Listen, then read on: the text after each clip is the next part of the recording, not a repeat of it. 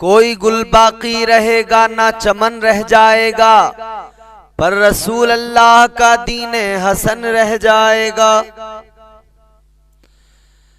कोई गुल बाकी रहेगा ना चमन रह जाएगा, पर रसूल अल्लाह का दीने हसन रह जाएगा। अतलसो कम ख्वाब की पोशाक पर नाजा न हो, इस तने बेजान पर खाली कफन रह जाएगा। और हम सफीरो बाग में है कोई दम का चहचहा, हम सफीरो बाग में है कोई दम का चहचहा। बुलबुलें उड़ जाएंगी सूना चमन रह जाएगा। बरसों पहले अल्लामा काफी मुरादाबादी अलैहि रहमा ने फरमा दिया था कि एक दिन इंसान इस हाल को पहुंचेगा कि जिस्म पर अगर बाकी रह जाएगा तो सिर्फ कफन रह जाएगा। और निजाम कुदरत है कि इंसान एक न एक दिन उसे दुनिया से जाना है। जो दुनिया में आया है उसे एक न एक दिन दुनिया से जाना है।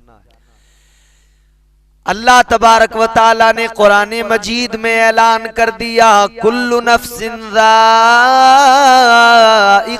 मौत, हर नफ्स को मौत का जायका चखना है, हर नफ्स को। तो जो आया है उसे दुनिया से जाना है। अच्छा, इंसान पैदा हुआ, फिर उसने यहाँ एक मुख्तसर जिंदगी गुजारी जितनी अल्लाह ने दी, फिर अल्लाह ने उसे वापस इसी मिट्टी में मिला दिया, फिर कब्र में दफना दिया। मिट्टी डालते हुए फिर हम पढ़ते हैं, मिनहा खलकनाकुम व फीहा नुईदुकुम व मिनहा नुखरिजुकुम तारतन उखरा। बेशक इसी मिट्टी से पैदा किया और इसी मिट्टी में फिर मिलना है। आखिर शुरू इस मिट्टी से है तो आखिर भी इसी मिट्टी पर है। अल्लाह के प्यारे पैगंबर जनाब हजरत मूसा अलैहिस्सलाम एक मर्तबा अल्लाह की बारगाह में अर्ज करने लगे, इसलिए कि आप कलीमुल्लाह हैं, अल्लाह से गुफ्तगू किया करते थे, अल्लाह से कलाम किया करते थे, कोहे तूर पे जाते थे, बात हुआ करती थी। एक मर्तबा अल्लाह की बारगाह में अर्ज करने लगे, ए मौला, ए रब्बे लम यज़ल व ला यज़ाल, ए खालिक़े अर्ज़ो समा, एक सवाल तेरी बारगाह में करना चाहता हूँ।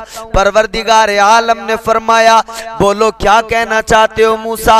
हजरत मूसा अला नबिय्यिना अलैहिस्सलातु वस्सलाम अर्ज करने लगे, ए परवरदिगार, ए रब्बे लम यज़ल व ला यज़ाल, जब तूने पैदा किया है तो मारता क्यों है?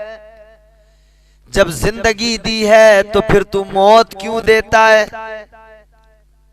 जिंदगी और मौत पर तो अल्लाह का इख्तियार है, वो कादिर है। जिंदगी वही देता है, मौत वही देता है। जब तक जिंदगी है कोई मार नहीं सकता, और जब वक्त पूरा हो जाए तो कोई बचा नहीं सकता है, चाहे जहां आदमी जाए छुप जाए। है मेरे अजीजों, याद रखना, अल्लाह के प्यारे पैगंबर जनाब हजरत मूसा अलैहिस्सलाम अल्लाह की बारगाह में अर्ज करने लगे, ऐ मौला, तूने जिंदगी दी है तो मारता क्यों है? मारने का सबब क्या है? ऐ परवरदिगार, इसमें हिकमत क्या है? और ये भी जान लीजिए, अल्लाह के हर काम में हिकमत है। परवरदिगार का कोई काम हिकमत से खाली नहीं है। जिंदगी दी अल्लाह ने किस लिए? पहले तो ये समझो, जिंदगी दी तो क्यों दी? अल्लाह तबारक व ताला ने जिंदगी किस लिए अता की? हदीस कुदसी सुनो, अल्लाह ने फरमाया कि मैं एक छुपा हुआ खजाना था, जब मैंने चाहा मैं पहचाना जाऊं, तो फिर मैंने इंसान को पैदा कर दिया, फिर मैंने कायनात को बना दिया, फिर मैंने जमीन और आसमान को बनाया। तो गोया जमीन और आसमान बने, कायनात बनी, इंसान बना। किस लिए बना? इसलिए कि रब जो हमारा खालिक व मालिक है उसे पहचाना जाए। अल्लाह तबारक व ताला की किबरियाई और उसकी अहदियत और समदियत आम हो जाए, तो जब रब ने चाहा मैं पहचाना जाऊं, उसने कायनात को पैदा कर दिया। तो ये हिकमत पैदा करने में है, तो मारने में क्या हिकमत है? अल्लाह के प्यारे पैगंबर जनाब हजरत मूसा अलैहिस्सलाम ने जैसे ही अल्लाह की बारगाह में सवाल किया, अल्लाह ने फरमाया मूसा तुम एक काम करो, खेती करो, जमीन में फसल उगाओ। हजरत मूसा अलैहिस्सलाम ने जमीन में दाना डाल दिया, खेती करने लगे, फसल तैयार होने लगी। दाना डाला तो चंद दिन के बाद में पौधा निकल के आया। वो पौधे जब बहुत सारे निकल के आए, फिर वो बड़े होने लगे। उसके बाद में अपने वक्त को पहुंचे, पक गए, बालियां लग गई, उसमें बीज आ गया, दाना आ गया। फिर उसको दाने को और भूसे को अलग अलग किया गया, उसको काट दिया गया। अल्लाह तबारक व तआला की बारगाह में हजरत मूसा हैं। अल्लाह ने फरमाया मूसा ये बताओ, तुमने खेती की फसल उगाई, वो जब पौधे बड़े हो गए तो तुमने उनको काट क्यों दिया? जब पैदा हुए तो तुम्हें बड़े प्यारे लगे, अच्छे लगे, लेकिन जब वो बड़े हो गए तो काट किस लिए दिया? अर्ज करने लगे परवरदिगार, जब वो अपने वक्त को पहुंच गए, जब फसल पक गई, तैयार हो गई, तो बालियों से दाने को अलग करना जरूरी है, भूसे को और दाने को अलग करना जरूरी है। ए मौला फिर उसमें नहीं रखा जा सकता है, अगर और ज्यादा उसमें रखा गया तो वो खराब हो जाएगा। अल्लाह तबारक व तआला ने फरमाया ए मूसा ये बताओ तुम्हें ये इल्म कहां से आया? अर्ज करने लगे ए परवरदिगार ये इल्म तूने मुझे अता फरमाया है, ए मौला ये इल्म मुझे तुझसे मिला है। अल्लाह ने फरमाया ए मूसा जब मेरे अता करदा इल्म की बुनियाद पर तुम्हें ये पता लग गया कि जब वक्त पूरा हो जाए तो दाने को बाली में नहीं रखा जाएगा, निकाल दिया जाएगा। अब जब वक्त पूरा हो जाए तो उस दरख्त को काट दिया जाएगा। जब तुम्हें मेरे दिए हुए इल्म से ये मालूम है तो मैं तो तुम्हारा खुदा हूँ, मैं तो तुम्हारा रब हूँ, मैं तो तुम्हारा परवरदिगार हूँ। ऐ मूसा मैंने तो कायनात को पैदा किया है, मैं भी जानता हूं कि कब इंसान के जिस्म से रूह को अलग करना है। ऐ मूसा रूह को अलग करना है, इसलिए कि जिस तरह बालियों में दाने आते हैं तो कुछ दाने बहुत अच्छे होते हैं, आला किस्म के, और कुछ दाने खराब होते हैं। इसी तरह कुछ अच्छी रूहें हैं, कुछ बुरी रूहें हैं। अच्छी रूहें जब जिस्म के अंदर हैं तो उन्हें अपने वक्त पर उस जिस्म से निकालकर अपनी जगह पर, अच्छी जगह पर, यानी उन रूहों को आला इल्लियीन में या जन्नत में पहुंचाया जाएगा। और जो खराब रूहें हैं उन्हें बाज रूहों को जमीन व आसमान के दरमियान मुअल्लक किया जाएगा, बाज रूहों को जिस्मों में डालकर उन पर अजाब दिया जाएगा। ऐ मूसा जिस तरह फसल पक जाए तो फिर दाना और बाली दोनों को अलग किया जाता है, इसी तरह हिकमत यह है कि जब इंसान का वक्त पूरा हो जाए तो उसके जिस्म और रूह को अलग किया जाता है। जब आज़ाए बदन ढीले पड़ जाएं, जब बुढ़ापा आ जाए, और बुढ़ापा ही क्या जवानी में भी मौत आ सकती है, बचपन में भी आ सकती है, कभी भी आ सकती है। एक वक्त है, अल्लाह ने जिंदगी जितनी दी है, जितनी सांसें दी हैं उतनी सांसें पूरी करनी है, उसके बाद में मौत आ जाएगी। जिस्म से रूह को अलग किया जाएगा। जिस्म चूंकि मिट्टी से बना है, मिट्टी में मिल जाएगा। ऐ मेरे अजीजों याद रखना कल कयामत का दिन होगा, नफ्सी नफ्सी का आलम होगा, यौमे हिसाब। फिर ये तमाम अजसाम जो कब्रों में दफन किए गए, इनकी कब्रों के अंदर जो है मिट्टी में मिल गए, ये जिस्म गल गए, हड्डियां भी गल गई, जोड़ सारे खुल गए। लेकिन फिर यौमे हिसाब एक एक कब्र के अंदर से 70 मुर्दे निकल के आएंगे, एक एक कब्र के अंदर से 70 मुर्दे आएंगे। मेरे आका ने फरमाया यौमे हिसाब एक एक कब्र के अंदर से 70 मुर्दे उठ कर आएंगे, सब बरहना होंगे। अर्ज किया गया या रसूल अल्लाह, मेरे आका की बारगाह में सवाल किया गया, आका क्या जब बरहना होंगे तो एक दूसरे से हया नहीं आएगी, क्या शर्म नहीं आएगी? मेरे आका ने फरमाया मोहलत किसे होगी, किसको इतनी फुर्सत होगी जो दूसरे पे नजर डाले? सबको अपनी पड़ी होगी, सब अपनी फिक्र में लगे होंगे कि आज बख्शिश का परवाना मिल जाए। किसको वहां पे फुर्सत होगी? मेरे प्यारे आका ने 1400 साल पहले पूरा कयामत का नक्शा बंदों के सामने, अपनी उम्मत के सामने रख दिया। तो ये जिस्म मिट्टी में मिल जाएगा। तो फिर सवाल ये पैदा होता है, जब जिस्म मिट्टी में मिल गया तो दोबारा से फिर ये जिस्म कैसे जिंदा होगा, किस तरह से जिंदा होगा? एक शख्स था, उसने अपने बच्चों से कहा था जब मैं मर जाऊं तो मेरी लाश को दफनाना नहीं, जला देना। बच्चों ने कहा किस लिए? कहा हाँ, तुम्हें मेरी वसीयत पे अमल करना होगा। जब मैं मर जाऊं तो मेरे जिस्म को आग लगानी होगी, मुझे दफनाना नहीं, आग लगा देना, राख बना देना, हवा में उड़ा देना। जब उसका इंतकाल हो गया, मरने के बाद में उस इंसान को, उस मरने वाले को जला दिया गया वसीयत के मुताबिक। राख फजा में उड़ गई, हवा में उड़ गई। लेकिन सुनो सुनो, जब वो अल्लाह की बारगाह में हाजिर होगा, पेश होगा कल बरोज़े हिसाब, अल्लाह तबारक व तआला फरमाएगा तूने ऐसा किस लिए किया, लाश को जलाने को क्यों कहा?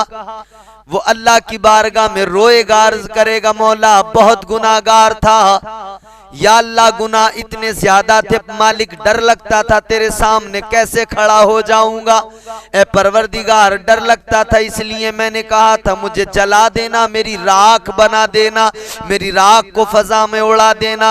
अल्लाह ने फरमाया ए मेरे बंदे, तू वो जो तूने जलने के लिए, अपनी लाश को जलाने के लिए कहा था, क्या वो इसलिए कहा था कि तू मुझसे डरता था, तेरे दिल में मेरा खौफ था? कहने लगा हाँ परवरदिगार, खौफ की वजह से कहा था। अल्लाह तो सब जानता है, मगर फिर भी बंदे से मालूम कर रहा है, बंदे की जबान से उससे इकरार करवाया जा रहा है। अल्लाह फरमाएगा ऐ मेरे फरिश्तों देख लो इसके दिल के अंदर डर कितना था, इससे गुनाह तो हो गए थे मगर दिल में खौफ बेदार हो गया, इससे गुनाह तो हुए मगर ये डर गया मेरे अजाब से। ऐ मेरे बंदो, जिसके दिल में मेरा खौफ होता है, ऐ मेरे फरिश्तों तुम भी गवाह हो जाओ, जो मेरे खौफ से डर जाता है, जो मेरे खौफ को अपने सीने में रखता है, मैं उसे अजाब में मुब्तला नहीं करता हूँ। अल्लाह ने फरमाया तू हमारे डर की वजह से, मेरे खौफ की वजह से तूने ये किया, जा मैंने तेरे गुनाहों को बख्श दिया है। तो खौफ खुदा जब बंदे के सीने में आ जाए, तो मैं अर्ज कर रहा हूं कि इंसान मिट्टी में मिल गया, वो जल भी जाए मगर फिर भी क़यामत के दिन वो जिंदा होगा, फिर भी उसका वही जिस्म होगा। कैसे होगा? वो तो मिट्टी में मिल गया, उसकी लाश मिट्टी में मिल गई, जिस्म फानी है।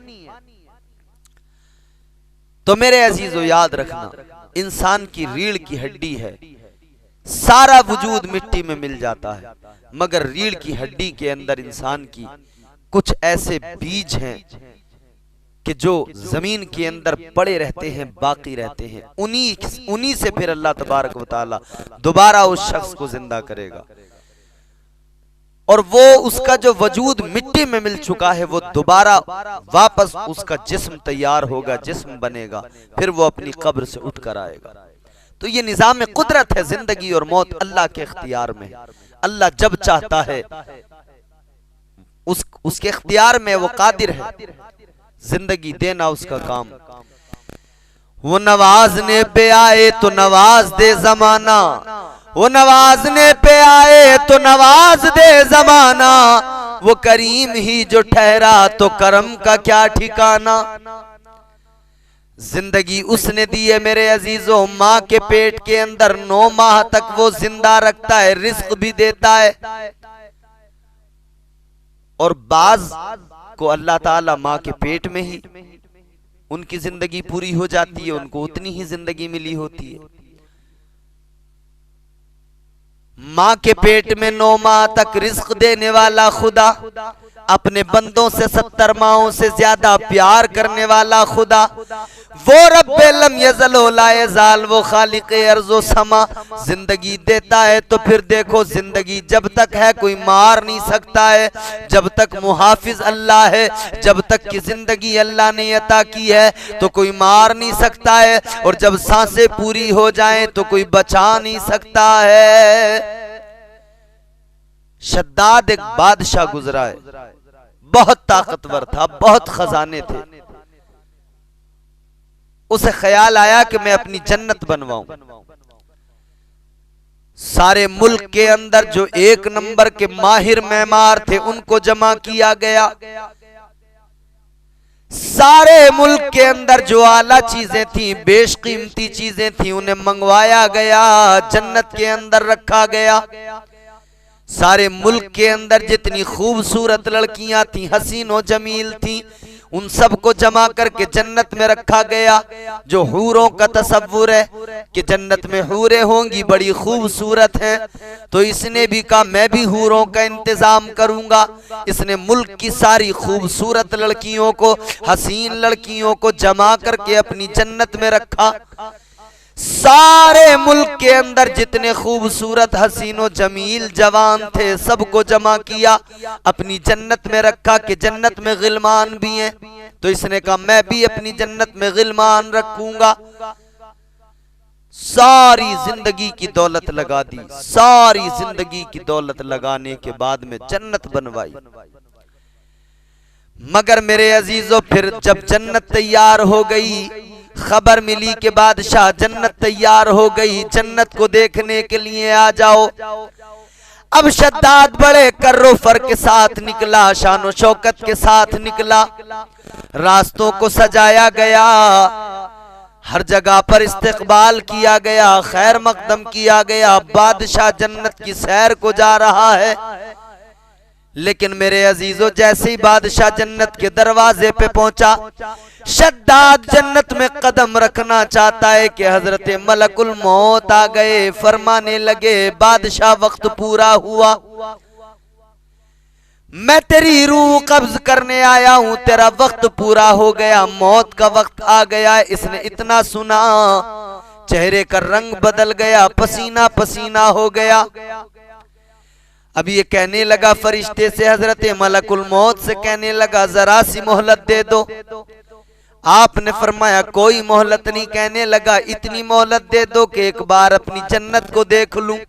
बड़े अरमानों से बनाई है, बड़ी तमन्नाएं थी दिल में, सारी दौलत लगा दी, सारा खजाना लगा दिया, बड़ी हसरतें थी, बड़ी आरजुएं थी, बड़ी मेहनतों से सारी दौलत लगा के, सारी पूंजी लगा के मैंने जन्नत बनाई है। बस इतनी मोहलत दे दो, एक बार जन्नत को देख लूं, एक बार अंदर चला जाऊं, जन्नत का अपनी नजारा कर लूं। हजरत मलकुल मौत ने फरमाया जब वक्त आ जाता है, टाइम पूरा हो जाता है, फिर एक लम्हा आगे नहीं होता है, एक लम्हा पीछे नहीं होता है। मौत मुकर्ररा वक्त पर आती है, तेरा वक्त पूरा हो गया, अब कोई मोहलत नहीं मिलेगी। ऐ मेरे अजीजों, जब मौत आई तो शद्दाद ने बड़े अरमानों से जन्नत बनाई, मगर देखने का मौका न मिल सका। ऊंचे ऊंचे महल बनाने वालों, बुलंद इमारतें बनाने वालों, बंगले तैयार करने वालों, ये भी याद रखना कि जब मौत आएगी ना तो उस बंगले में कदम रखने का भी मौका नहीं मिलेगा, उस एयर कंडीशन बिल्डिंग के अंदर कदम रखने का भी मौका नहीं मिलेगा। तो ये बिल्डिंगें, ये बंगले, ये महल्लात बनाने से पहले अपनी कब्र को बेहतर बना लो, क्योंकि कब्र में ही तो सोना है जाकर। जब तक कयामत कायम नहीं होगी तब तक इंसान को कब्र के अंदर ही सोना है। आज हम लोगों ने कब्र को बड़ा आसान समझ लिया है, बड़ा हल्का समझ लिया है। कब्र उस अंधेरी कोठरी का नाम है कि जहां पर बड़ी छोटी जगह, मगर आमाल जैसे होंगे, अगर आमाल अच्छे होंगे तो कब्र कुशादा हो जाएगी। और फरमाया गया कब्र हर इंसान को दबाती है, नेक कब्र की आगोश में जाए उसे भी दबाती है, बदकार आए गुनहगार आए उसे भी दबाती है, किसी को नहीं छोड़ती कब्र। नेक लोगों को भी दबाती है, गुनाहगारों को भी दबाती है, सबको कब्र दबाती है। मगर फरमाया गया दबाने में फर्क है, और वो फर्क ये है जब नेक परहेजगार कब्र में पहुंचता है कब्र दबाती है, तो कब्र इतना दबाती है कि कब्र में नेक इंसान है, नेक को जब कब्र दबाती है तो अंदाज ये होता है कि जैसे माँ अपने बच्चे को आगोश में लेकर प्यार से ममता से दबाया करती है, कब्र अपने अंदर नेक को इसी तरह से दबाती है। नेक को इस तरह से दबाती है जैसे माँ ममता से अपने बच्चे को आगोश में लेकर दबाती है। ये नेक को दबाने का अंदाज है। और गुनाहगार को कैसे दबाती है? फरमाया गया गुनाहगार को कब्र दबाती है तो इधर की पसलियां इधर और इधर की इधर मिल जाती हैं, आपस में अंदर घुस जाती हैं, पसलियां टूट जाती हैं, चूरा हो जाता है। गुनाहगार को कब्र दबाती है मेरे अजीजों, तो उसकी पसलियां टूट जाती हैं, एक दूसरे में घुस जाती हैं। तो उस कब्र की तैयारी करो, यहां बिल्डिंगें बनाकर यहीं छोड़ जानी है। याद रखना कब्र में न कोई बिल्डिंग साथ जाएगी, न कोई एयर कंडीशन बिल्डिंग इमारत, न कोई बंगला जाएगा, न दौलत जाएगी, न खजाना जाएगा, न सोना जाएगा, न चांदी जाएगी, न औलाद जाएगी, न रिश्तेदार जाएंगे, न दोस्त जाएंगे, न माँ बाप जाएंगे।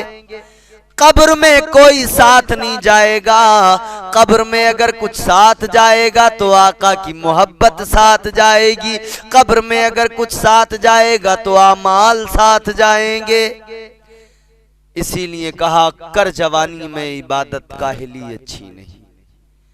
जवानी में इबादत कीजिए, कब्र अपनी रोशन कर लीजिए। आज तैयारी कीजिए कब्र की। आज ले उनकी पनाह, आज मदद मांग उनसे। आज ले उनकी पनाह, आज मदद मांग उनसे। कल न मानेंगे कयामत में अगर मान गया।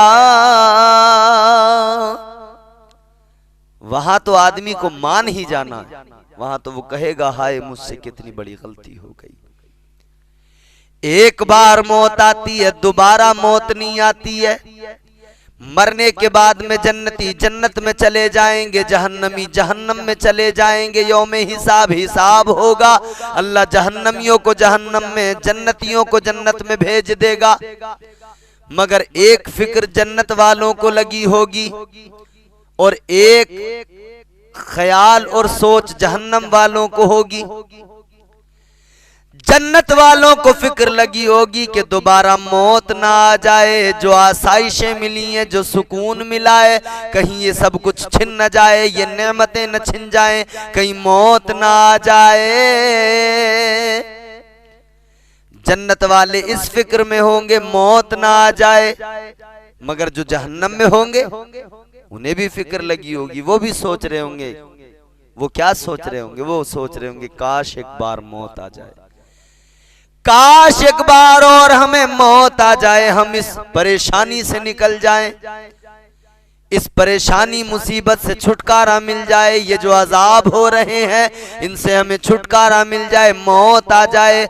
मगर एक बार मौत आती है, दोबारा नहीं आती है। जहन्नमी जहन्नम में हमेशा जलेंगे, जन्नती जन्नत में हमेशा जन्नत की नेमतें उनके पास होंगी। इसीलिए मेरे अजीजों याद रखना, ये जिंदगी बड़ी मुख्तसर है। कितनी मुख्तसर है? इतनी मुख्तसर कि जिस तरह आप किसी बड़े समंदर में, दरिया में एक पत्थर फेंक कर मारो तो जब छींटे ऊपर को उड़ती हैं, कतरे उड़ते हैं, तो उन कतरों के मानिंद इंसान की ये दुनिया की जिंदगी है। और वो समंदर जो है वो उस जिंदगी के मानिंद है, यानी समंदर के मानिंद वो जिंदगी है जो आखिरत की जिंदगी है। तो वो तवील जिंदगी है, उसकी फिक्र करना चाहिए। अल्लाह ने पैदा किया है, जब तक वो चाहेगा जिंदा रखेगा। फिर वो वक्त आएगा कि वक्त पूरा हो जाएगा, जब रब चाहेगा मलकुल मौत को भेजेगा, वो आएंगे, रूह कब्ज कर लेंगे। इंसान पैदा हुआ है तो मरना भी है। हर नफ्स को, हर जानदार को मौत आएगी। हर जानदार को जो दुनिया में आया है उसे दुनिया छोड़ के जाना है। इसीलिए मेरे आका की बारगाह में बुलबुले सिदरा जनाबे हजरत जिब्राइल अमीन ने आकर अर्ज किया था, क़ाल जिब्रील अलैहिस्सलाम या मुहम्मद सल्लल्लाहु ताला अलैहि वसल्लम इश्मा शिता फ़इन्नका मय्यितुम व अहबिब मन शिता फ़इन्नका मफ़ारिक़ुहु व अमल मा शिता फ़इन्नका मज़्ज़ियुम बि। अल्लाह के नबी की बारगाह में बुलबुले सिदरा अर्ज करने लगे, या रसूल अल्लाह आप अपनी उम्मत से फरमा दीजिए, अल्लाह ने जो जिंदगी अता फरमाई है, अल्लाह ने जो सांसें अता फरमाई है, जो जिंदगी अल्लाह ने दी है, अपनी उम्मत से फरमा दीजिए जिंदगी चाहे जैसे गुजारें, मगर इतना याद रखें कि एक दिन मरना जरूर है। और जब मौत आएगी तो जैसा अमल किया होगा वैसा सुलूक होगा। अच्छा अमल तो अच्छी जजा, अगर अमल अच्छा नहीं तो फिर उसकी सजा। तो फरमाया गया जिंदगी ऐसे गुजारो कि दुनिया भी संवर जाए, आखिरत भी संवर जाए। वो किसी कहने वाले ने बड़ी प्यारी बात कही, जिंदगी इतने सलीके से गुजारी जाए, जिंदगी इतने सलीके से गुजारी जाए, जैसे चादर कोई कांटों से उतारी जाए। तो जिंदगी इस तरह से गुजारो, चादर कांटों पे पड़ी होती है तो जब उसको उतारा जाता है कांटों से तो यूं ही नहीं खींच लिया जाता, उसमें कांटे जब अंदर घुस जाते हैं तो बड़े प्यार से उठा के निकाला जाता है। यूं ही खींच लिया जाए तो चादर फट जाएगी, चीथड़े हो जाएंगे उसके। यही मिसाल जिंदगी की है। जिंदगी भी इतने ही सलीके से गुजारो जितने सलीके से कांटों से चादर उतारी जाती है। जब मौत आए तो मौत के वक्त में तकलीफ ना हो, ऐसे जिंदगी गुजारो, रूह जिस्म से निकले कोई तकलीफ ना हो, बल्कि ऐसे गुजर जाए जैसे फूल से खुशबू निकल जाती है, जिस्म से रूह ऐसे निकल जाए जैसे आटे से बाल निकल जाता है। ऐसे जिंदगी गुजारो कि आसानी से मौत आए, मौत की सख्ती ना हो, मौत की तकलीफ ना हो, आसानी से फरिश्ता रूह कब्ज करे, जिस्म से रूह निकल जाए और पता भी ना लगे, एहसास भी ना हो। तो ये इंसान के खुद के ऊपर डिपेंड करता है वो अपनी जिंदगी को कैसा बनाता है और अपने मौत के वक्त की तकलीफ को कम करता है या बढ़ाता है। आज तो हम लोग बिल्कुल बेफिक्र हैं, बल्कि हमारे यहाँ तो लोग कह दिया करते हैं जो होगा देखा जाएगा। ऐ इंसान, ये कहने वाले जो होगा देखा जाएगा, सोच जरा तेरी औकात क्या है, तू क्या देख सकता है। जरा सी गर्मी ज्यादा हो जाए तू नहीं देख सकता, तू परेशान हो जाता है, कभी एसी में भागता है, कभी कूलर के आगे बैठता है। गर्मी ज्यादा हो जाए तू नहीं देख पाता, ठंड ज्यादा हो जाए तेरी बुरी हालत, तेरी तबीयत खराब हो जाती है, तू नहीं देख पाता। तो फिर सोच ले उस तकलीफ को कैसे देखेगा, कैसे बर्दाश्त करेगा। नहीं देख सकते, जो होगा देखा जाएगा। ये जुमला कहने वालों, उस रब के बनाए हुए मौसम जब तुमसे नहीं देखे जाते तो उस रब की बनाई हुई दोज़ख तुमसे कैसे देखी जाएगी। उस रब के बनाए हुए सूरज की तपिश जब तुमसे बर्दाश्त नहीं होती तो उस रब के बनाए हुए दोज़ख के अंदर जो अज़ाबात हैं वो कैसे बर्दाश्त करोगे, वो कैसे तुम उसको बर्दाश्त करोगे। बहुत सख्त अजाब है दोज़ख का। याद करो उस वक्त को जब दोज़खी दोज़ख में डाल दिए जाएंगे, पुलसिरात से गुजरते हुए दोज़खी कट कट के पुलसिरात से नीचे दोज़ख में गिर रहे होंगे। तो जिंदगी को संवारिए, नेक अमल कीजिए, अच्छे अमल कीजिए, मौत को याद कीजिए, फिक्र कीजिए, मौत को याद करते रहिए। मेरे आका की बारगाह में जनाबे उम्मुल मोमिनीन हजरत आयशा सिद्दीका रज़ी अल्लाह ताला अन्हा आप अर्ज करने लगी, या रसूल अल्लाह, आपकी उम्मत में क्या कोई ऐसा भी इंसान है कि जो मैदान जिहाद में नहीं आया, हक व बातिल के मार्के में नहीं आया, उसने तलवार नहीं उठाई, कोई जंग नहीं लड़ी, या रसूल अल्लाह, वो मैदान जिहाद में कत्ल नहीं हुआ मगर फिर भी उसे मर्तबा शहीद का मिल जाए। मेरे आका ने फरमाया, हाँ मेरी उम्मत में ऐसे भी लोग हैं। या रसूल अल्लाह, कौन लोग हैं वो? मेरे आका ने फरमाया, मेरी उम्मत में वो शख्स जो दिन में 3 मर्तबा अपनी मौत को याद करता है, वो अपनी मौत को दिन में 3 मर्तबा याद करता है, मरने के बाद में अल्लाह उसे शहीदों के जुमरे में शामिल कर देगा। शहीदों की सफ में अल्लाह उसे खड़ा कर देगा। मौत को याद कीजिए और रब का खौफ दिल में पैदा कीजिए, रब से डरिए और आखिरत की तैयारियों में लग जाइए। आखिरत की तैयारियां कीजिए। वो यौमे हिसाब कि जब सवा नेज़े पे सूरज होगा, नफसी नफसी का आलम होगा, सब अपनी अपनी फिक्र में लगे होंगे। कैसी हैबत है, कैसा खौफनाक मंजर।